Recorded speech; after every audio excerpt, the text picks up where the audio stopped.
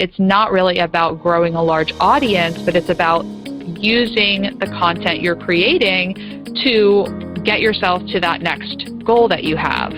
And when you're interviewing and being a guest on shows, it's really about the relationship that you create and nurture and grow with the person on the other side of the mic. Welcome to the Secrets of Success podcast. I'm your host, Dr. Ken Keyes. Well, I always thank you for listening, whatever the show might be. And as a listener, one of the most important parts is how can we serve you? So today's guest, Jessica Rhodes, actually is in the podcasting industry where she helps individuals be on podcasts and also help people launch their podcasts. So that's her business. But we got to know each other a little while back. And I also focused a lot about her journey, and as a young individual, and I say young because as a millennial, just in her early 30s, is how she was able to be so successful in business, and what were some of the principles in her background to be able to create that in her life. And I think you will find it very interesting as far as some of the things that they're going through, what they're fine-tuning, and the principles that they've embraced or considered or talked about so that they can be successful in life. Now, one of those things that we discussed was, the importance of your values. And we just recently finished launching our e-course on our Values Preference Indicator, and we said, actually the name of the course is What Do You Really Value? How to Understand What Motivates You and Others. And whenever I speak at a conference, and I just recently got back from 2 of them, is that it's one of the #1 rated conference sessions at every event that I go to. So our consideration now that we have it online is that you can experience the power of the e-course, What Do You Really Value, anytime, 24/7. And my encouragement that it just applies to every single person on the planet, because what it will do is help you refine and clarify what are your core behavioral values that will then transform your life. Meaning, then what would it mean if you made the right decision every time? And you filter using these core values on your decisions, and as a result of that is that you're not going to have consternation. The research is clear. Your stress level goes down, your decision making improves, your ability to receive feedback of any kind improves, and even your resilience and willpower goes up. So we'll have a URL that's in there. So what do you really value? If you go to crgleader.com, e-courses, it's under the Values Preference Indicator, What Do You Really Value course. So thank you as always for listening. If you like what we're doing, pass it on, let somebody else know about it, leave a positive review in whatever platform you're listening on. So here's our interview today with Jessica Rhodes. Welcome to the Secrets of Success podcast. I'm your host, Dr. Ken Keyes. Well, I always like to have fun, enjoyable, high-energy guests, and today is no exception to that. And we have an individual who is an expert in the podcast space, and you're listening to a podcast, so go figure, how's that even going to happen? And so welcome Jessica Rhodes to the show. Welcome, Jessica. Hi, Ken. Thank you so much for having me on the podcast today. I'm excited to be with you. Well, you know this very well as you help other people to get shows and to produce their shows and get on other shows. But, of course, we want to discover, who's Jessica and what's her story and how did she kind of come to be into this space. I know that you are the co-founder and owner of Interview Connections, and we'll get to that here in a bit. So, Jessica, what's your journey story? So I understand, from your bio that you are married, you have a couple of kids based on this, unless there are more since you actually published this. No more kids in my house. My husband and I mentor some kids in foster care. So a couple times a week we feel like we have 3 or 4 kids, but just the 2 at home. Just the 2 at home. Nathan and Lucy, I understand. Yeah. So we have that. So Jessica, let's just kind of scroll back. And when we think about your heritage and growing up and just the dynamics there, what kind of family did you sort of experience growing up? Somebody that was supportive, or was it opposite, or neither of the above? Very supportive. I have the best parents in the world. My dad is actually an entrepreneur as well, so I learned so much about business from my dad. He became an entrepreneur when I was a teenager after he went through 13 months of unemployment and a battle with skin cancer. That is when he was called to start his own business. So I really grew up around, a founder entrepreneur throughout middle school and high school and into college. I remember seeing his videos come up on social media and stuff like that as I was in school. And that's really what got me to start my own business, is that when I wanted to be home with my baby to be, my dad told me about being a virtual assistant and starting my own company. But yeah, I mean, my parents were so supportive. My mom worked in early childhood development for her whole career, over 30 years. She was working with children, and she's an absolute expert in that. I've learned so much about parenting and children and childhood development from her. So yeah, I love my parents, and I have a twin sister and two older brothers. So it's a big family as well. Well, 4 of you running around. Did I get that right? Yeah. Okay. Yeah. Math can be hard when you're doing it fast. So what kind of business did your father get into? So my dad started a newsletter business. He had a lot of experience in creating newsletters. So at first he was writing and designing custom newsletters for businesses. And after, I would say, a year or so, he realized, well, there's going to be no vacation in this business because he was doing all of the writing, the designing, everything.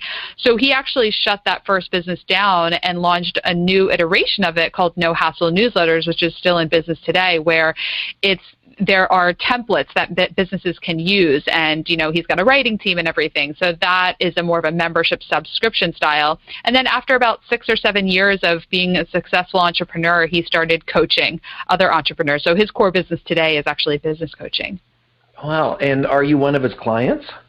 I was for several years, yeah. So I was his client when I first started Interview Connections for 3 or 4 years, and then I moved on to a different business coach. I was actually mocking to start with. I wasn't trying to be disrespectful. But not all father-daughter relationships can have that kind of trust, so that's pretty cool. Oh, that's right. I mean, I remember because he was my first client, and really it kind of felt like he was my first boss in a way as an entrepreneur, but he said, I'll help you get started. I'll be your first client. So I worked in his business as a virtual assistant, and that's really how I learned a lot about online business. And he said, I will give you a chance, I will teach you, but you have to learn, you have to be, producing results and whatnot.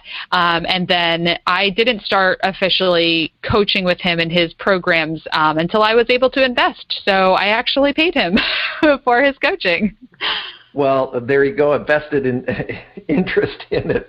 We'll talk to your dad later. Of course, what goes around comes around. It'll all come back to you for sure. So what were some of the things that you were learning if you think about the embryonic stages of your business, that you were learning from your father, but also from yourself, that the listeners can glean from or at least think about or ponder about?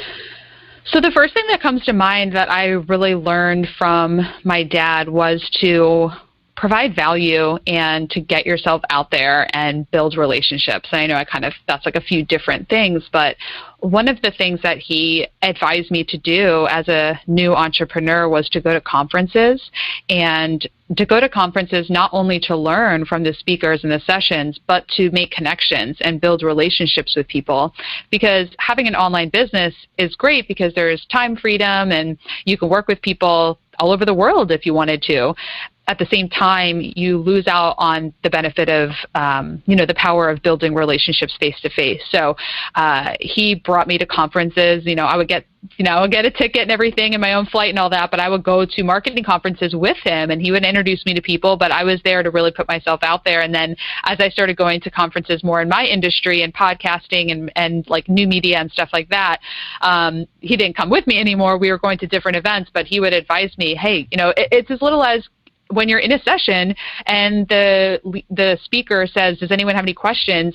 I raised my hand. I went to the microphone. I said, my name is Jessica. My company's Interview Connections. And then I would ask a question. And that was just such a simple way. As a new business owner, as an entrepreneur who's just attending the conference, I could get exposure to the people in that room and be known. And that was nerve-wracking. I was so nervous to do that. But my dad said that is one little trick that is going to get you connected with so many potential clients. Wow. Well, interesting how just that exposure, putting yourself out there and then connecting with them, yet at the same time, just quietly influencing the group. Hello, my name is Jessica. Give me a call.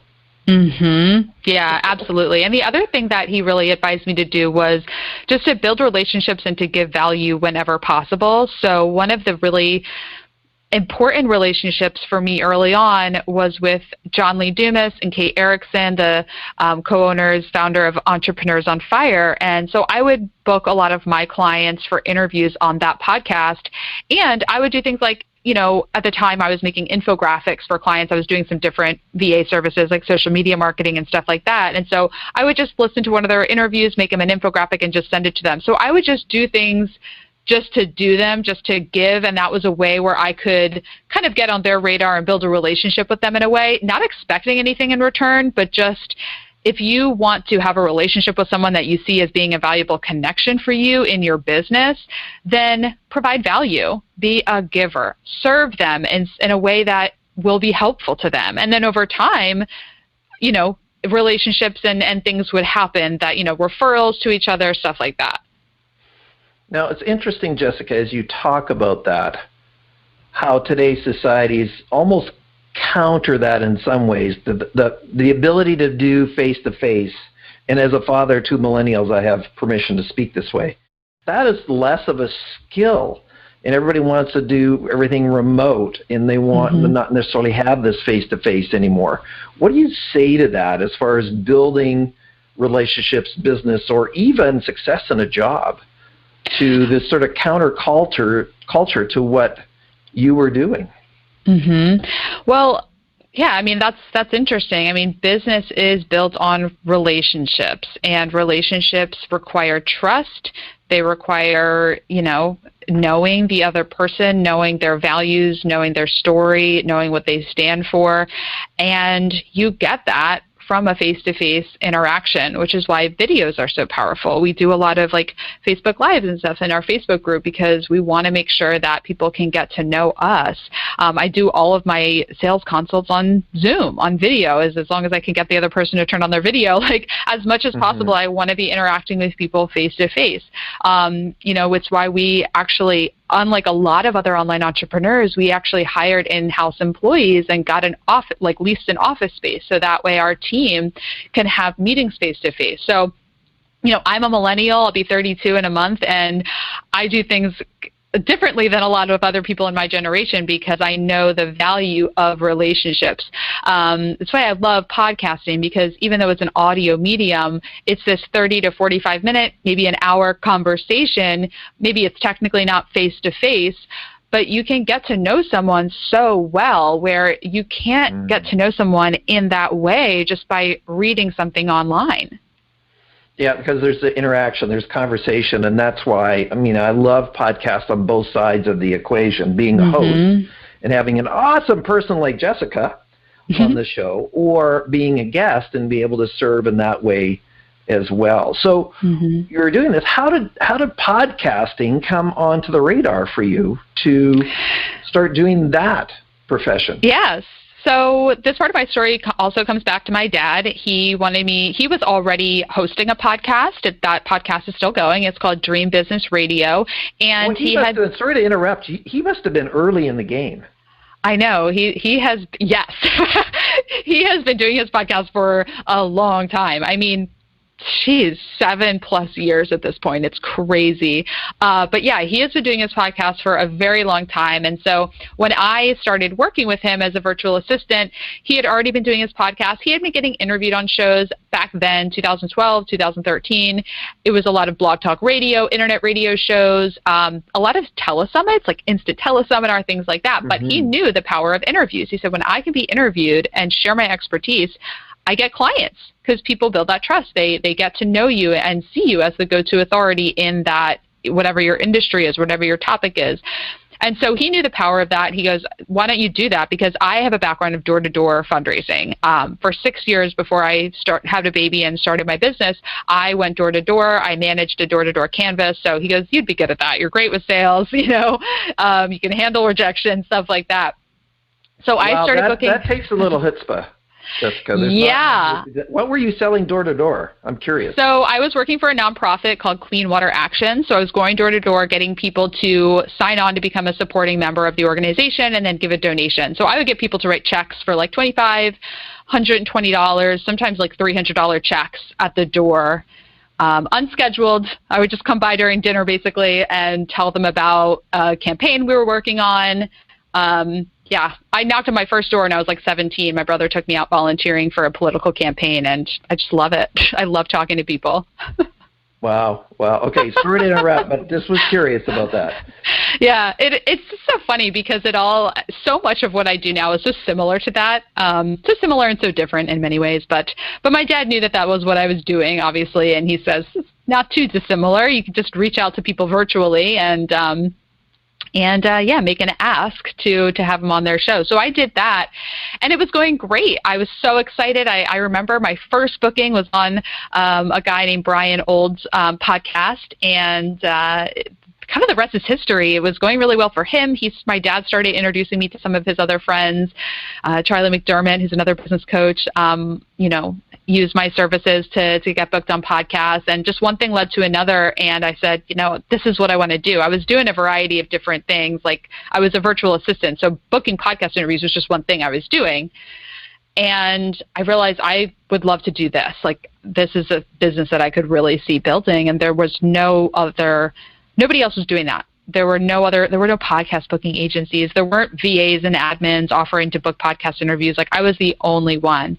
And so I'm like, I think there's a real opportunity here. Now, how did you come to have your partner? Yeah, so Margie actually also went door to door. That is how we met. I was the director at that nonprofit, the Providence office, and I hired her as one of the canvassers, and she was just fantastic. She was so good at the job, and we just worked together for about 6 months at that time, and then kind of went our separate ways. I got married and had kids, and she moved. She lived in a lot of different places around the world, and then we reconnected in 2015, I believe it was. Her dad passed away, and I adopted his cat. She was posting on social media looking to rehome his animals, and I adopted his cat, Kitten, who is still with me today. And so that's how we reconnected. And then she saw that I was looking for contractors, basically 1099 contractors to help me book interviews, and she had reached out and was like, I would love to work from home, and then I took her on as a contractor. A year later, I hired her as a W-2 employee, and then a year after that, I offered her equity in the business, and that's a much bigger conversation. There's a lot more to that story, but yeah, long story short, I wanted her to be an equal partner. We loved working together. She brought so much value to the business and really balanced me out in a really great way. So that's the story of how I brought on a partner. Well, obviously you did a 2-year interview process. It wasn't something where you just show up, and you had some history. Yeah. And we know that not all partnerships turn out in a positive way. And it's more of a rarity that the synergy and chemistry can be sustainable long term. So congratulations on that. Thank you. Yeah, the trust was there because we had known each other before, and it was one of those things where I wasn't looking for a partner, but I was getting burned out. I was building up this business. I had employees, obviously she being one of them, and I was like, I don't want to do this alone anymore, because it's so much more fun to share in all the joys with someone else equally, to also share the burdens. There's some really stressful parts about having a business and having employees and growing and scaling, and it's nice when someone is there with you. And so it wasn't so much that I was looking for a partner, but it was that I already had someone, Margie, there, who I was like, I want her to be my partner because she is so great that I knew if I didn't make her a business partner that, she would eventually move on. She would either start her own business or get a different job. I just knew that. So I was like, well, if I want to keep her, I'll need to make her a co-owner. Well, good for you seeing that and then realizing that. Not everybody is that insightful. Now, when you think about your journey to building your business, and I think, we'll get into some of these podcast specifics in a bit. What are some of the things you can share with the audience that would help them if they're thinking about life or business or choices that you've learned along the way as insightful advice to our listeners? So, the first thing I will say is entrepreneurship is a personal development journey. I know for a fact, 100%, I would not be where I am today. Our business would not be where it is today without all of the personal development work that we have done on ourselves, in our team. One of the reasons that Margie and I work so well together is we have a shared language. We did the landmark curriculum for living, which is it's a personal development program. So several different courses and programs that we went through together. Very transformational experience. It can be very intense at times, but through that program, we have a shared language. So there are ways that we can communicate to work through any potential conflicts. If there's a disagreement, we can kind of dispel it within a few minutes because we have this language that we can work through it together, as opposed to getting defensive and getting wrapped up in stories and things like that. So that would be, probably the biggest thing I can say is really make sure you're working on yourself, your own personal development, because it is not just about business building, strategy, marketing. I think growing a business is so much more about the personal development journey of it all. We have a statement in our 3-day certification is my ability to serve others is equal to or less than my own development. So, if you want to increase the water line, then I have to increase my own capacity and personhood. Now, with that, Jessica, if we step back, anything that you did, not necessarily regret, but just if you had yourself, your wisdom at 32, and we were to scroll it back to a few years ago, what were some things that you might have done that you said, I wouldn't do it that way again, that would help the listeners? That's a great question because there's a lot. There's so many different mistakes and things that we would do differently if we were to look back. We'll limit to 30, okay? So what's a couple that come to mind, Jessica, that would be insightful for me just listening to this show? So one thing that I definitely would do differently is I would invest more in marketing and sales and marketing infrastructure early on. Our business is pretty service heavy. So, we're a podcast booking agency. We have, not including Margie and I, there are 11 full-time employees and everyone is in the service side. So Margie and I do all of our sales and marketing. So if I could go back in time, I would have hired somebody in the sales and marketing department earlier on because I do all of our sales consults. So that is a little bit of a challenge being a founder entrepreneur who does all of the sales. It can be stressful at times. The idea of taking a week off means, okay, there's no sales calls getting done that week. So that's something that we're working on. We're actively recruiting and hiring for a sales and marketing assistant, but that's a very clear thing that I would change is if I could flip it, I would have one of my first few hires be in sales and marketing as opposed to all service side of the business. And it's so easy, even for ourselves as an assessment company, to get caught up in what you're doing versus growing on the other side. Yeah, and because I have a background in sales and I'm a good marketer and I know sales and marketing, and I love doing that. I want to do the sales and marketing of the business. So delegating that is kind of hard sometimes because you have to have it systematized before you can hand it off to someone else. And so that can often feel like the biggest roadblock to adding someone into that team, into that side of the business.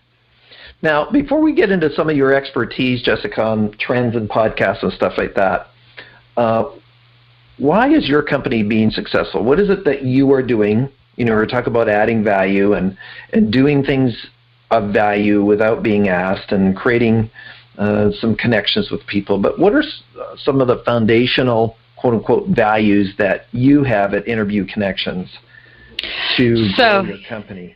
Yeah, I mean, that's a perfect segue into my answer, the values. We established 6 core company values just this year, which was so helpful because it really helps keep us all aligned within the team and knowing the right clients to work with and things like that. So our values are communication. We really value just communicating within the team. We always tell our employees, like, if you have any questions, if anything is confusing, just communicate with us. Over communication is best, and with clients. So, we actually let a client go recently because they refused to get on the phone and talk things through with us.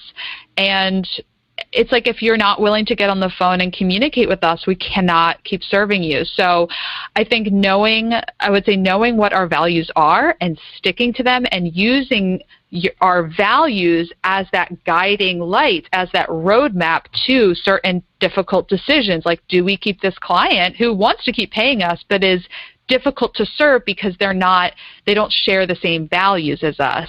So the values are really important, and I think that excellence is one of our core values. So we spend a lot of time and effort and energy on developing our team. We're bringing back an improv comedy writer to do training with our employees on how to write pitches that are going to be engaging and entertaining and get host attention. When they're getting dozens of pitches every week, we're training and developing our team in the skills that will help get our clients booked on better and better shows.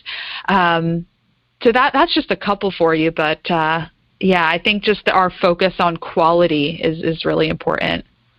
Well, one of the things you stated, and of course we teach this at CRG too, is that, if you don't have any values, then anything will do. And part of that is I need that all the research around values clarity. It validates the individual's ability to perform increases, but also the organization's, because you know what you stand for. So congratulations on doing that, setting that up. And then obviously, this commitment to excellence. Now, the flip side, and I want the listeners to hear what you said subtly, is that not everybody who wants to pay you money is a fit.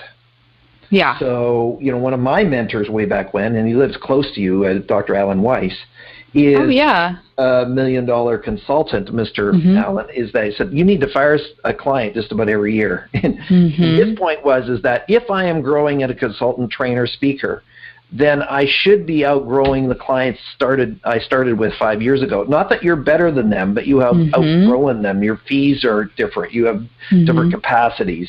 And he says, I always transfer them over to somebody else. I don't abandon them, but I move on as part of it. And a lot of times people don't see that as part of the growth. And if you think about it, now, first of all, I'm astonished that they didn't want to call you or phone you. That's like a mystery in my head, just as part of it. I'm trying to get some of my providers that I'm paying a service to get on the phone with me, and they won't. So I said, excuse me, time out on that one. But how much energy drains your business when you're dealing with somebody who's not aligned? 2, 3, 4 times versus your perfect client. And then just it optimizes you. So thanks for that thought. And sorry, I just kind of carried on with that for the listeners. No, I love that. Think about that is that, sometimes we're so busy trying to appease certain individuals that we're not going to serve everybody. And that's okay, and it's not a judgment. It's just the reality is that you're a little bit different than we are, and that's okay. If you want to deal with somebody else that's not going to have phone communications, then go for it. Yeah, and I would love to just add one more thing there, because I just love this topic so much, and we always thought in the past, like, core values just seems like these were buzzwords, and we didn't quite get it until we needed it. And I think that's just so important to realize. So if you're listening to this and you're like, I don't have core values yet, there will be a moment where stuff starts hitting the fan and you're like, oh, core values, they're going to help solve all this. Because another thing that was happening for us that I want to share, because I think this is so important, is so we have employees, whether you have employees or contractors, you have a team. We were having some turnover. We would hire people that seemed perfect. And then a few months later, they would resign. And we're like, what is going on? Because on paper, they seemed perfect. Everything was going great. And then, for example, we had some people that just didn't want to work at a computer. They wanted something more on their feet and stuff like that. And we realized, we really need people that are all in, that know that this is what they want to do. They've done work like this before, and that they see this as a long-term career. So that's another value that we establish, is going all in, and it applies with our clients as well. We want to work with clients that are all in, not people that want to just test it out for maybe, can I do 5 interviews and see if it works? Like, we will not sign on a client that says, I just want to try this out a little bit. We want to work with clients that are all in. So that's just another value, and I think it's just helpful to hear the examples of how these apply, because you could say, oh, all in. Okay, yeah, but what does that actually mean? So, I think just hearing the context of how it plays out is super helpful, because it's been just so great. I mean, time and time again, we're like, oh my gosh, this is why we have these values. Yeah, for sure. And if you think about it, it's for all of us, and as a business owner as well. Yeah. Hiring the right people is an ongoing dynamic, and we do the best that we can. Nothing's perfect. You're still going to have some individuals in your best decision-making, review, reflective interview questions, behavioral interview questions, and it still doesn't work. So we let that go, but how can we refine it? And as you said, if we're going to say, are you going to be here to be all in, or are you we don't need somebody that's just coming to test the waters. Are you coming to play or not as part of that? Now, just for those that are listening, because this is a podcast, I'm kind of curious, Jessica, what you see happening in the industry now. And this doesn't apply to everybody, I think, but the reality is that if you're listening to the show, you do believe in podcasts. I saw a recent number, I could be off, is that we're nearing 750,000 podcasts. Yeah, that's about right. That is bizarre. I remember when I started mine 4 years ago, it was like embryonic stages, not that busy. And now it's almost like there's one starting every 3 or 4 seconds. So, like, what's the deal? Like, are we crowded? It's overwhelming. There's podcasts for everything, like how to keep your ants as a pet or something like that. So what's happening out there? I mean, podcasting is growing exponentially. We're still in the infancy of this whole industry and of this type of medium. I mean, when you look around, there are, over $1 billion being invested in and circulated through this medium. Looking at the venture capital companies that are putting money into podcast companies, the advertising revenues generated through podcast advertising, and then all of the small businesses like Interview Connections and all the different podcast production companies out there serving entrepreneurs. It's just incredible. And so more and more entrepreneurs and business owners are getting into podcasting as the medium becomes more established and more, credible as a marketing strategy. And at the same time, there are major media companies and celebrities that are coming into podcasting. I mean, today you'll hear A-list celebrities being interviewed on a podcast where even 3 years ago, they never would have considered to do a podcast interview because it would be beneath them or below their brand. I mean, the bigger you get, the more careful you have to be about your positioning and where you are being seen and heard and where you are not being seen and heard. And so the fact that major companies, big-time celebrities, well-known influencers are leveraging this strategy, leveraging this medium, means it's not going anywhere. For sure. Now, with all these thousands of podcasts, we know that the majority of them hardly have any listeners. So what does that mean going forward when you have, we have grown into being in the top 20% now, but that still, it's just an ongoing where there are so many choices for individuals. What's the dynamic of that where it just seems to be busy or just overwhelming with your choices? Yeah, and this is a great point, because this is a question that I get asked all the time, is how big are these audiences? Sure, there's 700 and plus thousand podcasts, but most of them they don't have many listeners. And so speaking to entrepreneurs that are thinking about leveraging podcasting, maybe starting their own show or being a guest on podcasts, if a show has more than 150 downloads per episode, then they're in the top 50% of podcasts on iTunes. I think once you get to 1,000 listeners per episode, you're closer to that top 20%. I forget the exact stats, but Libsyn, which is the top media host, their podcast is called The Feed, and every month they'll give the updated stats there. But so I think the important thing is to just know why you're getting into podcasting and what your goals are. So I've had my podcast since 2014. It's called Rock the Podcast, and we put out an episode every week, and we have anywhere from 150 to 200 listeners per episode. The more marketing we do, the more listeners we get, but I'm happy with that audience size because we have a very niche topic, and we're talking to a very specific audience. We use our episodes in our sales. So I send specific episodes to specific leads. So for me and for our company, and I would say for a lot of entrepreneurs, it's not really about growing a large audience, but it's about using the content you're creating to get yourself to that next goal that you have. And when you're interviewing and being a guest on shows, it's really about the relationship that you create and nurture and grow with the person on the other side of the mic. So, for example, Ken and I here we have a better relationship now than we did yesterday because we're spending all this time talking. I know that, We do? Yeah. Oh, okay. Oh, hang on. Okay, yeah, I guess we do. Okay, so I am just messing with you. I'm sorry. Yeah. No, that's okay. I love the humor. I love humor too. So it's like the joking around. Like I wouldn't have gotten that part of your personality, Ken, if it weren't for this interview. And that's so, so important. So we really teach the strategy of going into podcasting and doing podcast interviews is like, if you're going to do 4 interviews a month over the course of a year, just think about, okay, that is like 48 one-on-one conversations that you're having with another entrepreneur who's most likely in your space, if you're doing targeted outreach.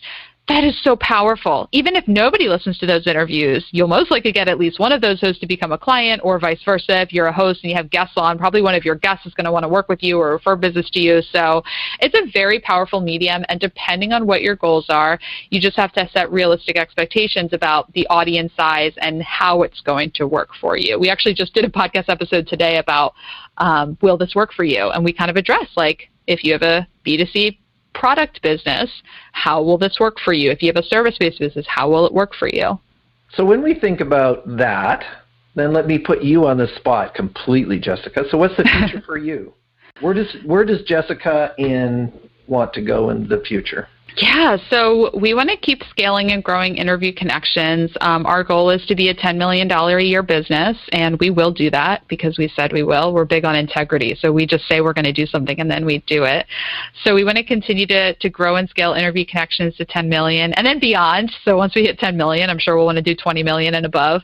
I'm really passionate about helping girls and women be successful and be leaders. That's one of the reasons I mentor Girl in Foster Care, is because I've always been a very headstrong woman who loves leadership and growing and, for better or worse, being in control and like having power.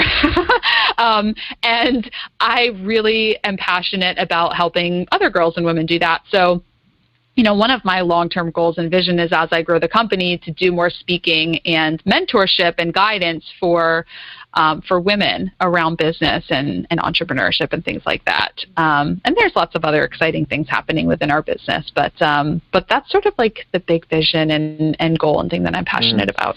It's interesting, Jessica, because one of the other things that's a benefit is being a host and having all these guests is, guess what? You grow yourself because you have insights from the guests. You are, as a host, trying to listen carefully to questions that help the listeners.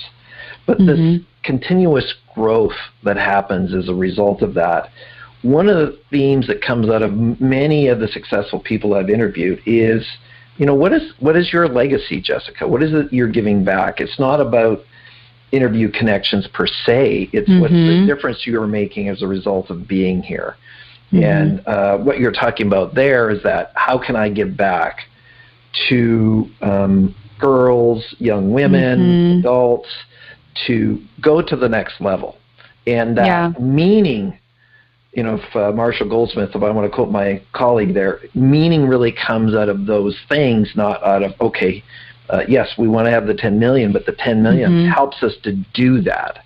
It facilitates that. So, thank you for sharing your values around that as well. And my encouragement to those that are listening is, what is your legacy?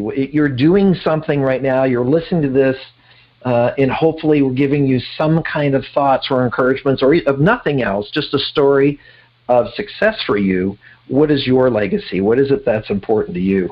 Now, that being said, Jessica, before we have about 5 minutes or so left, how can people get a hold of you if they are interested in having a sales call with you, or just around this whole concept of podcasting? I don't know who's out there listening who might be interested in that, or to listen to some of your shows that you have. So how do they find out more about you?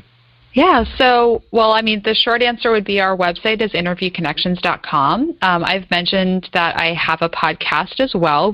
My business partner and I co-host a show called Rock the Podcast. So that would be a great place to start if you're listening and you like listening to podcasts and you want to hear more about the strategy that we do at Interview Connections. I would encourage you to do that. interviewconnections.com/podcast will take you there. Well, thank you for that, Jessica. And we'll make sure that this is all in the show notes. So if you're driving and you don't remember exactly, we'll make sure the URL is there for you. Now, as a wrap up to this, Jessica, what are some of the things that you are learning from your clients in terms of the things that your clients are doing that's causing them to be successful, and the things that your clients are doing that are hindering their success? So really two sides of the coin, the success side and the other side. Yeah. What insights, as a sort of a wrap-up, beyond what you've already said, would be 2 or 4 things that on either side that would be applicable to the listeners today that they can think about, they can ponder, they can consider? I learned so much from our clients because they're all so amazing, and that's one of the fun things about having a booking agency is we work with people that have great stories to share and just incredible expertise. So, and all of my tips I've obviously learned from other people. So, one thing that I've definitely learned is the importance of having a mentor and or coach, strategist, whatever you need at that time in your business life. That's definitely something that I've learned from my clients is that importance. So that is something that I will definitely leave as some parting words of wisdom. And just having the right mindset. Like, I love how you focus on this show so much about personal development, because honestly, someone can have all of the right marketing strategies and the best social media presence, but when you don't have the right mindset, when you aren't willing to be the learner. One of the things, I volunteer at my son's school, and one of the things that I have learned from the educators there is that, they refer to students and teachers alike as learners, because teachers learn from their students just like the students learn from the teachers. And so the clients, I've got clients that are running multiple 8-figure businesses, and they get on a call with me ready to learn from me. And I just think that's, spoiler alert, I don't have an 8-figure business. So the point there is that it doesn't matter where you're at in your business journey, how much revenue you have, how much profit you have. You can always be learning from somebody else. And I think that's the common, trait that I see across my clients that are doing well, is they are always there to learn and to grow. Well, of course, the research around growth mindset versus is very much out there. So thank you very much for that, Jessica. And thanks for being on the show with us today. Thanks so much, Ken. You are a great interview, and I really enjoyed all the questions that you asked. So thank you so much. Well, you're welcome, and stay with us. You have been listening to Jessica Rhodes, interviewconnections.com. And so if you have any curiosity about podcasting, how it works, and maybe you're not going to do it right now, but maybe in the future you're thinking about it, or somebody who's thinking about it, then please reach out to Jessica. Now, when we talked about the show, we asked the question, what are your values? Are you clear about what those are? Do you know what you stand for? And we're not here to judge what they are, what they should be or shouldn't be, but do you know what they are?